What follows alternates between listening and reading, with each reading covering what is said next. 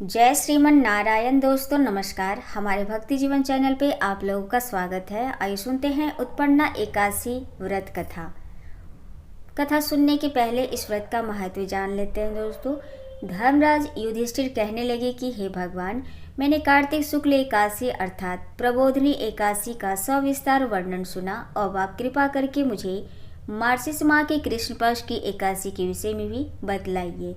इस एकादशी का क्या नाम है तथा इसके व्रत का क्या विधान है, इसकी विधि क्या है, इसका व्रत करने से किस फल की प्राप्ति होती है, कृपया यह सब विधान पूर्वक कहिए। भगवान श्री कृष्ण बोले, मार्गशीर्ष माह की कृष्ण पक्ष में आने वाली इस एकादशी को उत्पन्ना एकादशी कहा जाता है। यह व्रत शंखो द्वार तीर्थ में स्नान करके भगवान के दर्शन करने से जो फल प्राप्त होता है उसके बराबर पुण्य मिलता है। व्रत करने वाले भक्त को चोर, पाखंडी, पर स्त्रीगामी, निंदक, मिथ्याभाषी तथा किसी भी प्रकार के पापी से बात नहीं करनी चाहिए। इसका महात्म मैं तुमसे कहता हूँ, ध्यान पूर्वक सुनो। उत्पन्ना एकादशी व्रत कथा। युधिष्ठिर कहने लगे कि हे भगवान, आपने हजारों यज्ञ और लाख गौदान को भी एकादशी व्रत के बराबर नहीं बताया, सो यह तिथि सब तिथियों से उत्तम कैसे हुई, बताइए। भगवान कहने लगे, हे युधिष्ठिर, सतयुग में मूर नाम का दैत्य उत्पन्न हुआ। वह बड़ा बलवान और भयानक था। उस प्रचंड दैत्य ने इंद्र, आदित्य, वसु, वायु, अग्नि आदि सभी देवताओं को पराजित करके भगा दिया। तब इंद्र सहित सभी देवताओं ने भयभीत होकर भगवान शिव से सारा वृतांत कहा और बोले कि हे कैलाशपति, मूर दैत्य से भयभीत होकर सब देवता मृत्यु लोक में फिर रहे हैं। तब भगवान शिव ने कहा, हे देवताओं, तीनों लोकों के स्वामी, भक्तों के दुखों का नाश करने वाले भगवान विष्णु की शरण में जाओ, वे ही तुम्हारे दुखों को दूर कर सकते हैं। शिव जी के ऐसे वचन सुनकर सभी देवता क्षीर सागर में पहुंचे। वहां भगवान को शयन करते देखकर हाथ जोड़कर उनकी स्तुति करने लगे कि हे देवताओं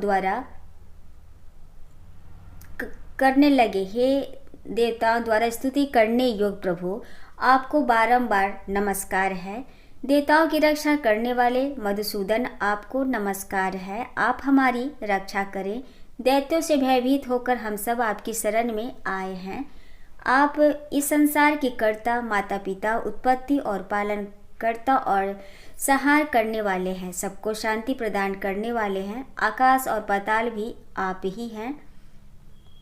सबके पितामह ब्रह्मा, सूर्य, चंद्र, अग्नि, सामग्री, होम, आहुति, मंत्र, तंत्र, जप, यजमान, यज्ञ, कर्म, कर्ता, भोक्ता भी आप ही हैं। आप सर्व व्यापक है। आपके सिवा तीनों लोकों में चर तथा अचर कुछ भी नहीं है। हे भगवान, दैत्यों ने हमको जीतकर स्वर्ग से भ्रष्ट कर दिया है और हम सब देवता इधर उधर भागे भागे फिर रहे हैं।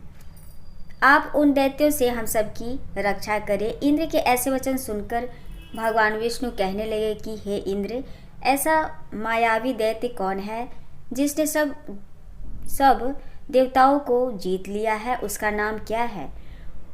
उसमें कितना बल है और किसके आश्रय में है तथा उसका स्थान कहाँ है?